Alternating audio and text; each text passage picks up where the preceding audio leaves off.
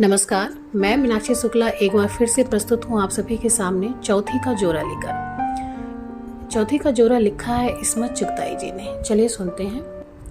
सहदरी के चौके पर आज फिर साफ सुथरी जाजिम बिछी थी। टूटी फूटी खपरेल की झिर्रियों में से धूप के आरे तिरछे कतले पूरे दलान में बिखरे हुए थे। महल्ले टोले की औरतें खामोश और सहमी हुई सी बैठी थीं, जैसे कोई बड़ी वारदात होने वाली हो। माओ ने बच्चे छातियों से लगा लिए थे। कभी कभी कोई मेहनती सा चिरचिरा बच्चा रसद की कमी की दुहाई देकर चिल्ला उठता, नहीं नहीं मेरे लाल। दुबली पतली माँ उसे अपने घुटने पर लेटाकर यूं हिलाती जैसे धान मिले चावल धूप में पटक रही हो, और फिर हुंकारे भरकर खामोश हो जाता। आज कितनी आस भरी निगाहें कुबरा की माँ के मुतफक्किर चेहरे को तक रही थी। छोटे अर्ज की टोल के 2 पार्ट तो जोड़ लिए गए थे, मगर अभी सफ़ेद गजी का निशान ब्योतने की किसी को हिम्मत न पड़ी थी। काट छांट के मामले में कुबरा की माँ का मर्तबा बहुत ऊंचा था। उनके सूखे सूखे हाथों ने ना जाने कितने जहेज सवारे थे, कितने छठी छोछक तैयार किए थे और कितने ही कफन ब्योते थे। जहाँ कहीं महल्ले में कपड़ा कम पड़ जाता और लाख जतन पर भी ब्योत ना बैठी, कुबरा की माँ के पास केस लाया जाता। कुबरा की माँ कपड़े की कान निकालती, कलफ तोड़ती, कभी तिकोन बनाती, कभी चौखुटा करती और दिल ही दिल में कैंची चलाकर आंखों से नाप तोल कर मुस्कुरा पड़ती। आस्तीन के लिए घेर तो निकल आएगा, गिरेबान के लिए कतरन मेरी बुकची से ले लो और मुश्किल आसान हो जाती। कपड़ा तराश करता कतरनों की पिंडी बनाकर पकड़ा देती। पर आज तो सफ़ेद गजी का टुकड़ा बहुत ही छोटा था और सबको यकीन था कि आज तो कुबरा की माँ की नाप तौल हार जाएगी। जब ही तो सब दम साधे उनका मुंह तक रही थी। कुबरा की माँ के पुरस्तिकलाल चेहरे पर फिक्र की कोई शक्ल न थी। 4 गिरा गजी के टुकड़े को वो निगाहों से ब्योंत रही थी। लाल टोल का अक्स उसके नीलंगू जर्द चेहरे पर सफक की तरह फूट रहा था।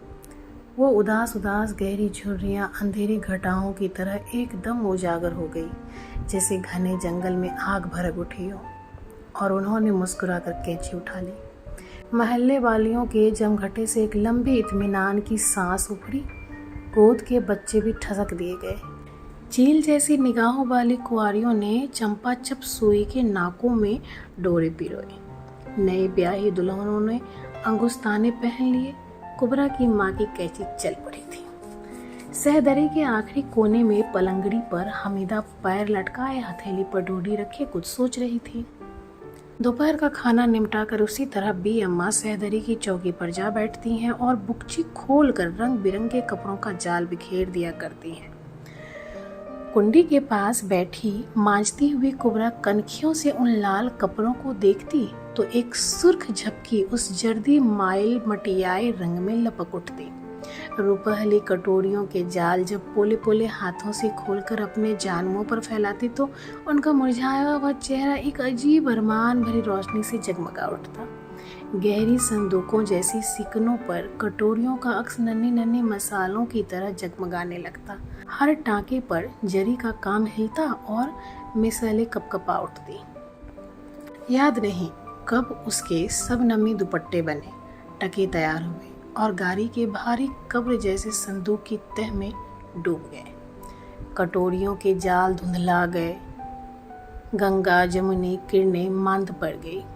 तूली के लच्छे उदास हो गए, मगर कुबरा की बारात ना आई। जब एक जोड़ा पुराना हो जाता है तो उसे चाले का जोड़ा कहकर सैंत दिया जाता है। फिर एक नए जोड़े के साथ नई उम्मीदों का इफ्तिताह हो जाता है। बड़ी छानबीन के बाद नई दुल्हन छांटी जाती। सहदरी के चौके पर साफ सुथरी चादर बिछती। महल्ले की औरतें हाथ में पानदान और बगलों में बच्चे दबाए झांझी बजाती आन पहुंचती। छोटे कपड़े की गोंट तो उतर आएगी, पर बच्चियों का कपड़ा ना निकलेगा। लो बुआ लो, और सुनो तो क्या निगोर मारी टोल की चूल्हे पड़ेंगी? और फिर सबके चेहरे फिक्रमंद हो जाते। कुबरा की माँ खामोश कमियागार की तरह आंखों के फीते से तुल अर्ज नापती और बीबियां आपस में छोटे कपड़े के मुतल्लिक खुसर फुसर करके कह कहा लगाती। ऐसे में कोई मंचली कोई सुहागिया बनना छेड़ देती कोई और 4 हाथ आगे वाले समधनों को गालियां सुनाने लगती, बेहुदा गंदे मजाक और चुगले शुरू हो जाती।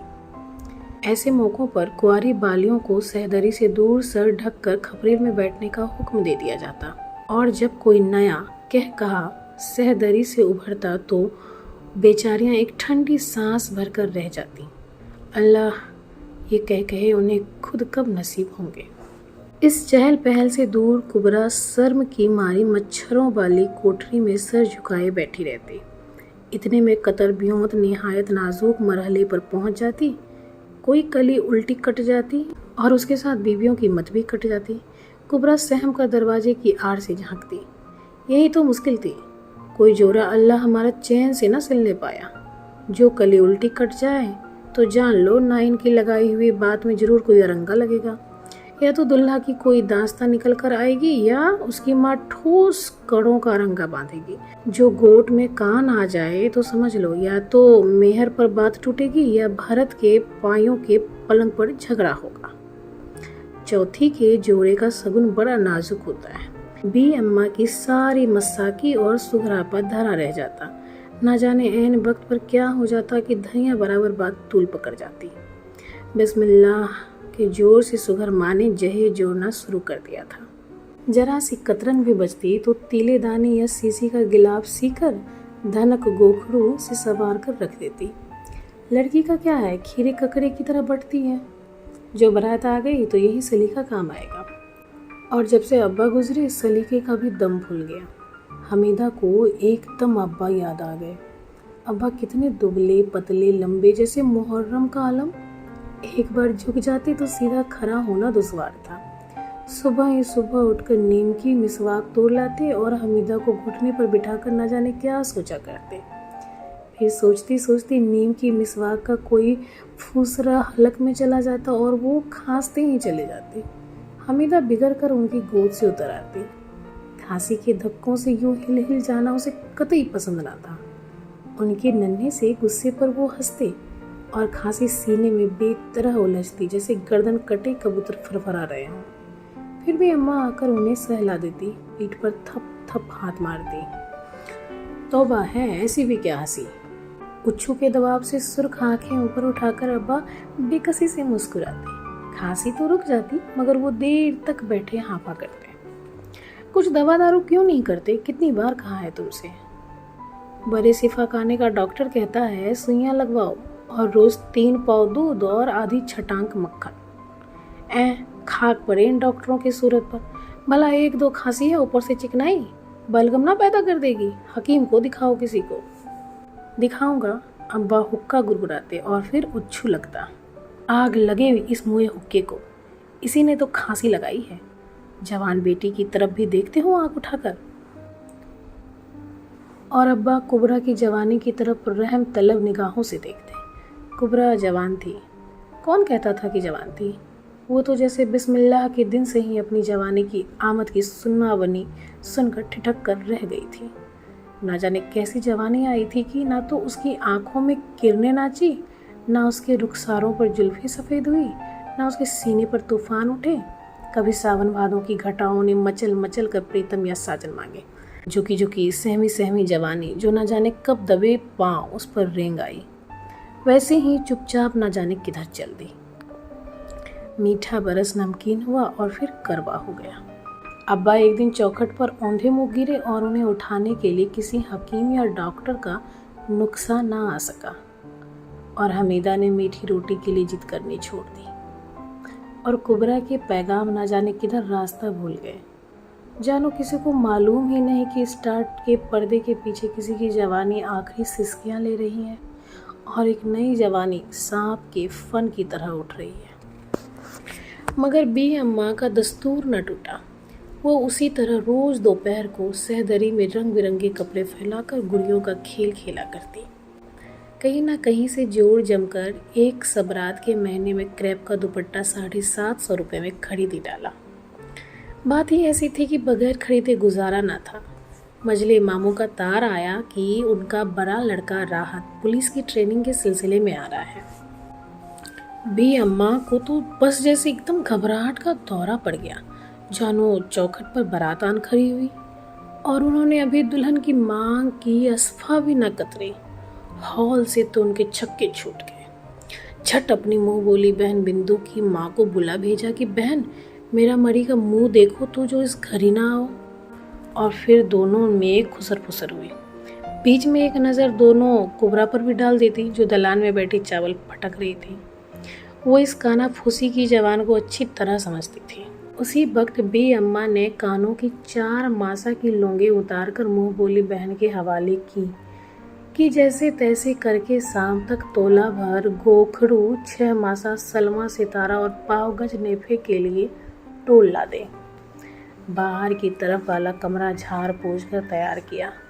थोड़ा सा चूना मंगाकर कुबरा ने अपने हाथों से कमरा पोत डाला। कमरा तो चिट्टा हो गया मगर उसकी हथेलियों की खाल उड़ गई। और जब वो शाम को मसाला पीसने बैठी तो चक्कर खाकर दौड़ी हो गई। सारी रात करवटें बदलती गुजरी। एक तो हथेलियों की वजह से, दूसरे सुबह की गाड़ी से रात आ रहे थे। अल्लाह मेरे अल्लाह मियाँ अब के तो मेरी आपा का नसीबा खुल जाए। मेरे अल्लाह मैं 100 रकत नफल तेरी दरगाह में पढ़ूंगी।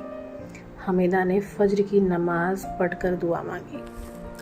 सुबह रात भाई आए तो कुबरा पहले से ही मच्छरों वाली कोठरी में जा छुपी थी। जब सेवइयों और पराठों का नाश्ता करके बैठक में चले गए तो धीरे धीरे नए दुल्हन की तरफ पैर रखती कुबरा कोठरी से निकली और जूठे बर्तन उठा लिए। लाओ मैं धोआऊं भी आपा, हमीदा ने शरारत से कहा। नहीं, वो शर्म से झुक गई। हमीदा छेड़ती रही, बी अम्मा मुस्कुराती रही और कैबरे के दुपट्टे में लप्पा टांगती रही। जिस रास्ते कान की लौंगे गई थी उसी रास्ते फूल पत्ता और चांदी की पाजेब भी चल दी और फिर हाथों की 2-2 चूड़ियाँ भी जो मझले मामू ने रंडापा उतारने पर दी थी। रूखी सूखी खुद खाकर आए दिन राहत के लिए पराठे तले जाते, कोफ्ते भुना पुलाव महकते। खुद सूखा खाने वाला पानी से उतार कर वो होने वाले दामाद को गोश्त के लच्छे खिलाती। जमाना बड़ा खराब है बेटी, वो हमीदा को मुंह फैलाते देखकर कहा करती। और वो सोचा करती, हम भूखे रह कर दामाद को खिला रहे हैं। पियापा सुबह सवेरे उठकर जादू की मशीन की तरह जुट जाती है। निया और मुँह पानी का घूंट पीकर राहत के लिए पराठे तलती है, दूध औटाती है ताकि मोटी सी मलाई पड़े। उसका बस नहीं था कि वो अपनी चर्बी निकाल कर उन पराठों में भर दे। और क्यों ना भरे, आखिर को वो एक दिन उसका अपना हो जाएगा। जो कुछ कमाएगा उसकी हथेली पर रख देगा। फल देने वाले पौधे को कौन नहीं सींचता। फिर जब एक दिन फूल खिलेंगे और फलों से लदी हुई डालियां झुकेगी तो ये ताना देने वालियों के मुंह पर कैसा जूता पड़ेगा। और इस ख्याल से ही मेरी बियापा के चेहरे पर सुहाग खिल उठा। कानों में सहनाइयाँ बजने लगती और वो रात भाई के कमरे को पलकों से झाड़ती, उनके कपड़ों को प्यार से तह करती जैसे वो कुछ उनसे कहते हों।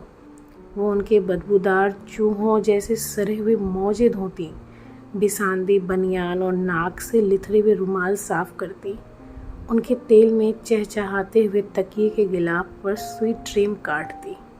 पर मामला चारों कोने चौकस नहीं बैठ रहा था। राहत सुबह अंडे पराठे डटकर खाता और शाम को आकर कोफ्ते खाकर सो जाता और बी अम्मा की मुंह बोली बहन हाकिमाना अंदाज में खुसर फुसर करती। बड़ा शर्मीला है बेचारा, बी अम्मा ताबिले पेश करती। हाँ ये तो ठीक है, पर भाई कुछ तो पता चले रंग ढंग से, कुछ आंखों से। एनौज खुदा ना करे मेरी लौंडियों से आंखें लड़ाए, उसका आंचल भी नहीं देखा है किसी ने, बी अम्मा फख्र से कहती। तो पर्दा तुरवाने को कौन कहे। बी आपा के पक्के मुहासों को देखकर उन्हें बी अम्मा की दूर अंदेशी की दाद देनी पड़ी। ए बहन तुम तो सच में बहुत भोली हो, ये मैं कब कहूँ, ये छोटी निगोड़ी कौन सी बकरीद को काम आएगी। वो मेरी तरफ देखकर हंसती। अरे ओ नकचढ़ी, बहनोई से कोई बातचीत, कोई हंसी मजाक उबारी चल दीवानी। तो मैं क्या करूं खाला, राहत मियाँ से बातचीत क्यों नहीं करती। भाई हमें तो शर्म आती है। वो तो जो फाड़ ही तो खाएगा, बी अम्मा चिढ़ कर बोली। नहीं तो, मगर मैं लाजवाब हो गई और फिर मिसकोट हुई। बड़ी सोच विचार के बाद खल के कबाब बनाए गए आज बी आपा भी कई बार मुस्कुरा पड़ी। चुपके से बोली, देखो हंसना नहीं तो सारा खेल बिगड़ जाएगा। नहीं हंसूंगी, मैंने वादा किया। खाना खा लीजिए, मैंने चौकी पर खाने की सैनी रखते हुए कहा। फिर जो पट्टी के नीचे रखे हुए लोटे से हाथ धोते वक्त मेरी तरफ सर से पांव तक देखा तो मैं भागी वहाँ से। मेरा दिल धक धक करने लगा। अल्लाह तौबा, क्या खन्नास आंखें हैं। जाने गोरी मारियरी, देख तो सही वो कैसा मुंह बनाता है, यह सारा मजा किरकिरा हो जाएगा। आपा भी ने एक बार मेरी तरफ देखा। उनकी आंखों में इल्तिजा थी, लौटी हुई बारातों का गुबार था और चौथी के पुराने जोरों की मानिंद उदासी। मैं सर झुकाए फिर खंभे से लगकर खड़ी हो गई। रात खामोश खाते रहे, मेरी तरफ ना देखा। खली के कबाब खाते देखकर मुझे चाहिए था कि मजाक उड़ाऊं, कह कहा लगाऊं कि वाह जी वाह दुल्ला भाई, खली के कबाब खा रहे हो, मगर जानो किसी ने मेरा नरखरा दबोच लिया। बे अम्मा ने जलकर मुझे वापस बुला लिया और मुंह ही मुंह में मुझे कोसने लगी। अब मैं उनसे क्या कहती कि वो मज़े से खा रहा है कमबख्त। रात भाई कोफ्ते पसंद आए? बे अम्मा के सिखाने पर मैंने पूछा। जवाब नदारत, बताइए ना। अरे ठीक से जाकर पूछ, बे अम्मा ने ठोका दिया। आपने लाकर दिए और हमने खाए, मज़ेदार ही होंगे। अरे बारे जंगली, बे अम्मा से ना रहा गया। तुम्हें पता भी ना चला क्या मज़े से खली के कबाब खा गए? खली के? अरे तो रोज़ काहे के होते हैं, मैं तो आदी हो चुका हूँ खली और भूसा खाने का। बी अम्मा का मुंह उतर गया। बी आपा की झुकी हुई पलकें ऊपर ना उठ सकीं। दूसरे रोज़ बी आपा ने रोज़ाना से दुगनी सिलाई की और फिर शाम को जब मैं खाना लेकर गई तो बोले, कहिए आज क्या लाए हैं? आज तो लकड़ी के बुरादे की बारी है। क्या हमारे यहाँ का खाना आपको पसंद नहीं आता? मैंने जलकर कहा। ये बात नहीं, कुछ अजीब सा मालूम होता है, कभी खली के कबाब तो कभी भूसे की तरकारी। मेरे तन बदन में आग लग गई। हम सूखी रोटी खा के उसे हाथी की खुराक दें, घी टपकते पराठे ठुसाएं, मेरी बी आपा को जो सांदा नसीब नहीं, और उसे दूध मलाई निगलवाएं। मैं भन्ना कर चली आई। बी अम्मा की मुंह बोली बहन का नुक्सा काम आ गया और रात ने दिन का ज़्यादा हिस्सा घर में ही गुजारना शुरू कर दिया। बी आपा तो चूल्हे में फूकी रहती, बी अम्मा चौथी के जोड़े सिया करती और राहत की गलीज आंखें तेज बनकर मेरे दिल में चुभा करती। बात बेबात छेड़ना, खाना खिलाते वक्त कभी पानी तो कभी नमक के बहाने से और साथ साथ जुमलेबाजी में खिसिया कर बी आपा के पास जा बैठती। जी चाहता कि किसी दिन साफ कह दूं कि किसकी बिगड़ी और कौन डाले दाना घास। ए बी, मुझसे तुम्हारा ये बैलना ना था जाएगा। मगर बी आपा के उलझे हुए बालों पर चूल्हे की नज़र उड़ती हुई राख नहीं, मेरा कलेजा धक से हो गया। मैंने उनके सफ़ेद बाल लट के नीचे छुपा दिए। नाज जाए इस कमबख्त नज़ले के बेचारी के बाल पकने शुरू हो गए। राहत ने फिर किसी बहाने से मुझे पुकारा। मैं जल गई, पर बी आपा ने कटी हुई मुर्गी की तरह जो पलट कर देखा तो मुझे जाना ही पड़ा। आप हमसे खफा हो गई? राहत ने पानी का कटोरा लेकर मेरी कलाई पकड़ ली। मेरा दम निकल गया और भागे तो हाथ झटक कर। क्या कह रहे थे? बी आपा ने सरमो हया से घुटी हुई आवाज़ में कहा। मैं चुपचाप उनका मुंह तकने लगी। कह रहे थे किसने पकाया है खाना? वाह वाह, जी चाहता है खाता ही चला जाऊं, पकाने वाले के हाथ खा जाऊं। ओह नहीं, खा नहीं बल्कि चूम लो। मैंने जल्दी जल्दी कहना शुरू किया और बी आपा का खुरदरा हल्दी धनिया की बिसौत में सरा हुआ हाथ अपने हाथ से लगा लिया। मेरे आंसू निकल आए। ये हाथ, मैंने सोचा, जो सुबह से शाम तक मसाला पीसते हैं, पानी भरते हैं, प्याज काटते हैं, बिस्तर बिछाते हैं, जूते साफ करते हैं, ये बेकस गुलाम सुबह से शाम तक जुटे ही रहते हैं, उनकी बेगार कब खत्म होगी? क्या इनका कोई खरीदार ना आएगा? क्या इन्हें कभी कोई प्यार से ना चूमेगा? क्या इनमें कभी मेहंदी ना रचेगी? क्या इनमें कभी सुहाग का इत्र ना बसेगा? जी चाह जोर से चीख पड़ो। और क्या कह रहे थे? बे आपा के हाथ तो इतने खुरदरे थे, पर आवाज़ इतनी रसीली और मीठी थी कि अगर राहत के कान होते तो। हाँ, मगर राहत के ना कान थे ना नाक, बस दोजख जैसा पेट था। और कह रहे थे कि अपनी बी आपा से कहना कि इतना काम ना किया करे और जोशांदा पिया करे। चल झूठी। अरे वाह, झूठे होंगे आपके वो। अरे चुप मुद्दार। उन्होंने मेरा मुंह बंद कर दिया। देख तो स्वेटर बुन गया है, उन्हें दिया। पर देख, तुझे मेरी कसम मेरा नाम ना लीजिए। नहीं बी आपा, उन्हें ना दो वो स्वेटर। तुम्हारी इन मुट्ठी भर हड्डियों को स्वेटर की कितनी ज़रूरत है। मैंने कहना चाहा पर कह ना सकी। आपा भी, तुम खुद क्या पहनोगी? अरे मुझे क्या ज़रूरत है, चूल्हे के पास तो वैसे ही झुलस रहती है। स्वेटर देखकर राहत ने अपनी एक अब्रू शरारत से ऊपर तान कर कहा, क्या ये स्वेटर आपने बुना है? नहीं तो भाई हम नहीं पहनेंगे। मेरा जी चाहा कि उसका मुंह नोच लूं कमीने। मिट्टी के धोंधे, ये स्वेटर उन हाथों ने बुना है जो जीते जागते गुलाम हैं। इनके एक एक फंदे में किसी नसीबों जली के अरमानों की गर्दनें फंसी हुई हैं। ये उन हाथों का बुना हुआ है जो नन्हे पंगूरे झुलाने के लिए बनाए गए हैं। उनको थाम लो गधे कहेंगे, और ये दो पतवार बड़े से बड़े तूफान के थपेड़ों से तुम्हारी ज़िंदगी की नाव को बचाकर पार लगा देंगे। ये सितारे के गद ना बांध सकेंगे, मणिपुरी और भरतनाट्यम की मुद्रा ना दिखा सकेंगे। उन्हें पियानो पर रक्स करना नहीं सिखाया गया, उन्हें फूलों से खेलना नहीं नसीब हुआ। मगर ये हाथ तुम्हारे जिस्म पर चर्बी चढ़ाने के लिए सुबह से शाम तक सिलाई करते हैं, साबुन और सोडे में डुबकियां लगाते हैं, चूल्हे की आंच सहते हैं, तुम्हारी गजालतें सहते हैं, तुम्हारी गजालतें धोते हैं ताकि तुम उजले चिट्ठे बगुला भक्ति का ढोंग रचाए रहो। मेहनत ने उनमें जख्म डाल दिए हैं। उनमें कभी चूड़ियाँ नहीं खनकती हैं, उन्हें कभी किसी ने प्यार से नहीं थामा। मगर मैं चुप रही। बे अम्मा कहती है कि मेरा दिमाग तो मेरी नई नई सहेलियों ने ख़राब कर दिया है। वो मुझे कैसी नई नई बातें बताया करती हैं, कैसी डरावनी मौत की बातें, भूख और काल की बातें, धड़कते हुए दिल के एकदम चुपचाप हो जाने की बातें। ये स्वेटर तो आप ही पहन लीजिए, देखिए ना आपका कुर्ता कितना बारीक है। जंगली बिल्ली की तरह मैंने उसका मुंह, नाक, गिरेबान और बाल नोच डाले और अपनी पलंगड़ी पर जा गिरी। बी आपा ने आखिरी रोटी डालकर जल्दी जल्दी तसले में हाथ धोए और आंचल से पूछते हुए मेरे पास आ बैठी। वो बोले।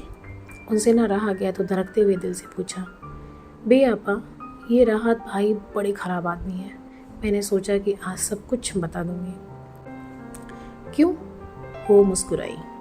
मुझे अच्छे नहीं लगते। देखिए मेरी सारी चूड़ियाँ चुरा हो गई। मैंने कांपते हुए कहा। बड़े शरीर हैं, उन्होंने रोमांटिक आवाज़ में शर्मा कर कहा। बी आपा, सुनो न बी आपा, ये राहत अच्छे आदमी नहीं। मैंने सुलग कर कहा। आज मैं अम्मा से कह दूंगी। क्या हुआ? बी अम्मा ने जमाज बिछाते हुए कहा। देखो मेरी चूड़ियाँ बी अम्मा। राहत ने तोड़ डाली। बी अम्मा मसरत से बोली, हाँ खूब किया, तो उसे सताती भी तो बहुत है। तो दम काहे का निकल गया? बड़ी मोम की बनी हुई हो कि हाथ लगाया और पिघल गई। फिर चुमकार कर बोली, खैर तू भी चौथी में बदला ले लीजिए, वो कसर निकालियो कि याद ही करे मियाँ जी। ये कहकर उन्होंने नीयत बांध दी।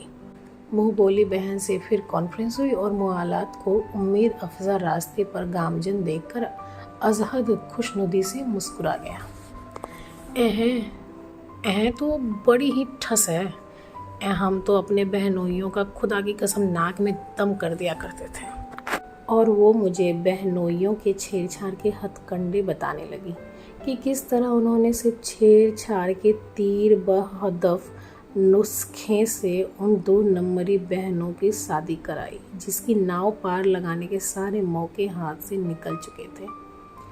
एक तो उनमें से हकीम जी थे, जहाँ बेचारे को लड़कियां बालियां छेड़ती, शर्माने लगते और शर्माते शर्माते इख्तिलाज के दौरे पड़ने लगते और एक दिन मामू साहब से कह दिया कि मुझे गुलामी में ले लीजिए। दूसरे बाईसराय के दफ्तर में क्लर्क थे, जहाँ सुना कि बाहर आए हैं लड़कियां छेड़ना शुरू कर देती थी। कभी गिलोड़ियों में मिर्ची भर के भेज दी, कभी सेवइयों में नमक डालकर खिला दिया। लो वो तो रोज़ आने लगे।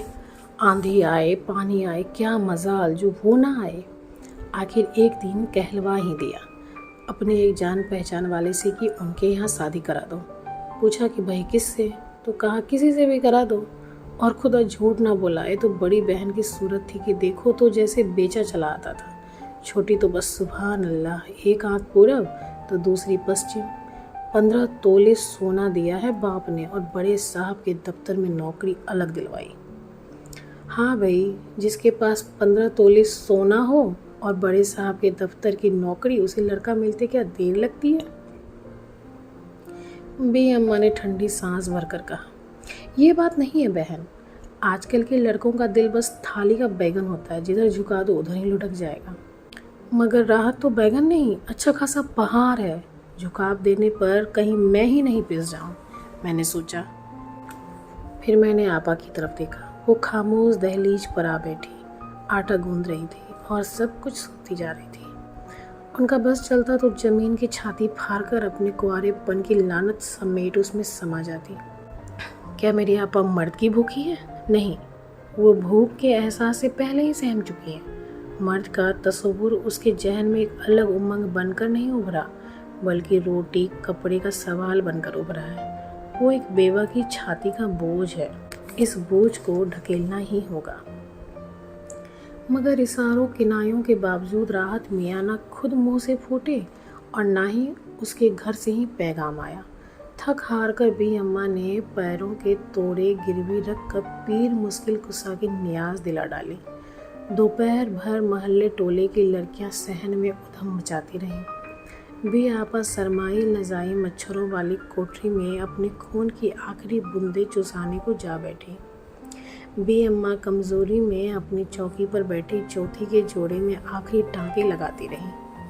आज उनके चेहरे पर मंजिलों के निशान थे। आज मुश्किल कुसाई होगी, बस आँखों की सुइयाँ रह गई है, वो भी निकल जाएंगी। आज उनकी झुर्रियों में फिर मसाले थरथरा रही थी। बी आपा की सहेलियाँ उनको छीर रही थी और वो खून की बची खुची बूंदों को ताव में ला रही थी। आज कई रोज से उनका गुबार नहीं उतरा था। थके हारे दिए की तरह उनका चेहरा एक बार टिमटिमाता और फिर बुझ जाता। इशारे से उन्होंने मुझे अपने पास बुलाया और अपना आंचल हटाकर नियाज की मलिदे की तस्तरी मुझे थमा दी। इस पर मौलवी साहब ने दम किया है। उनकी बुखार से दहकती हुई गर्म गर्म सांसें मेरे कान में लगी। तस्तरी लेकर मैं सोचने लगी, मौलवी साहब ने दम किया है, ये मुकद्दस मलिदा अब राहत के तंदूर में झोंका जाएगा। वो तंदूर जो 6 महीने से हमारे खून के छींटों से गर्म रखा गया, ये दम किया हुआ मलिदा मुराद बर लाएगा। मेरे कानों में सादियाने बजने लगे। मैं भागी भागी कोठे से बारात देखने जा रही हूँ। दुल्हा के मुंह पर लंबा सा सहरा पड़ा है जो घोड़े की आयालों को चूम रहा है। चौथी का सहाबी जोड़ा पहने फूलों से लदी शर्म से निढाल आहिस्ता आहिस्ता कदम तोलती बी आपत चली आ रही है। चौथी का जरतार जोड़ा झिलमिल झिलमिल कर रहा है। बी अम्मा का चेहरा फूल की तरह खिला हुआ है। बी आपा की हया से बोझल आंखें एक बार ऊपर उठती हैं। शुक्रिया का एक आंसू ढलक कर असफा के चर्रों में कुमकुमे की तरह उलझ जाता है। ये सब तेरी ही मेहनत का फल है, बी आपा की खामोशी कह रही थी। हमीदा का गला भराया। जाओ ना मेरी बहनों, बी आपा ने उसे जगा दिया और वो चौंक कर ओढ़ने के आंचल से आंसू पोंछती ड्योढ़ी की तरफ बढ़ी। ये मलिदा, उसने उछलते हुए दिल को काबू में रखते हुए कहा। उसके पैर लरज रहे जैसे वो सांप की बानी में घुस आई हो। और फिर पहाड़ खिसका और मुंह खोल दिया। वो एकदम पीछे हट गई, मगर दूर कहीं बारात की सहनाइयों ने चीख लगाई, जैसे कोई उनका गला घोंट रहा हो। कांपते हाथों से मुकद्दस मलिदे का नियाला बनाकर उसने राहत की मुंह की तरफ बढ़ा दिया। एक झटके से उसका हाथ पहाड़ की खोह में डूबता चला गया। नीचे तफुन और तारीकी की अथाहगार की गहराइयों में और एक बड़ी सी चट्टान ने उसकी चीख को घोंट दिया। नियाज के मलिदे की रकाबी हाथ से छूटकर लालटेन के ऊपर गिरी और लालटेन ने जमीन पर गिरकर 2-4 सिसकियां भरी और गुल हो गई। बाहर आंगन में महल्ले की बहू बेटियां मुश्किल कुशा की शान में गीत गा रही थीं। सुबह की गाड़ी से राहत मेहमान नवाजी का शुक्रिया अदा करता हुआ रवाना हो गया। उसकी शादी की तारीख तय हो चुकी थी और उसे जल्दी थी। इसके बाद इस घर में कभी अंडे ना तले गए, पराठे ना सिके और स्वेटर ना बुने गए। दिक ने जो एक अरसे से बिया आपा की ताक में भागी पीछे पीछे आ रही थी, एक ही जस्त में उन्हें दबोच लिया और उन्होंने चुपचाप अपना नामुराद वजूद उसकी आगोश में सौंप दिया। और फिर उस सहदरी में चौकी पर साफ सुथरी जाजिम बिछाई गई। महल्ले की बहू बेटियां जुड़ी। कफन का सफ़ेद सफ़ेद लट्ठा मौत के आंचल की तरह बी अम्मा के सामने फैल गया। तहल्लुम के बोझ से उनका चेहरा लरज़ रहा था। बाई अबरू फरक रही थी। गालों की सुनसान झुर्रियाँ भाएं भाएं कर रही थी, जैसे उनमें लाखों अजदहे फुंकार रहे हों। लट्ठे के कान निकाल कर उन्होंने चौपड़ तह किया और उनके दिल में अनगिनत कैंचियाँ चल गई। आज उनके चेहरे पर भयानक सुकून और हरा भरा इत्मीनान था, जैसे उन्हें पक्का यकीन हो कि दूसरे जोरों की तरह चौथी का जोरा सहता ना जाए। एकदम सहदरी में बैठी लड़कियां बालियां मैनाओं की तरह चहकने लगी। हमीदा मांझी को दूर झटक कर उनके साथ जा मिली। लाल टोल पर सफ़ेद गजी का निशान, उसकी सुर्खी में न जाने कितनी मासूम दुल्हनों का सुहाग रचा है और सफ़ेदी में कितनी नामुराद कुंवारियों के कफन की सफ़ेदी डूब कर उभरी है। और फिर सब एकदम खामोश हो गए। बी अम्मा ने आखिरी टाका भर के डोरा तोड़ लिया। 2 मोटे मोटे आंसू उनके रूई जैसी नर्म गालों पर धीरे धीरे रेंगने लगे। उनके चेहरे की सिकनों में से रोशनी की किरणें फूट निकली और वो मुस्कुरा दी, जैसे आज उन्हें इत्मीनान हो गया कि उनकी कुबरा का सोहा जोरा बनकर तैयार हो गया हो और कोई दम में सहनाइयाँ बज उठेगी। धन्यवाद।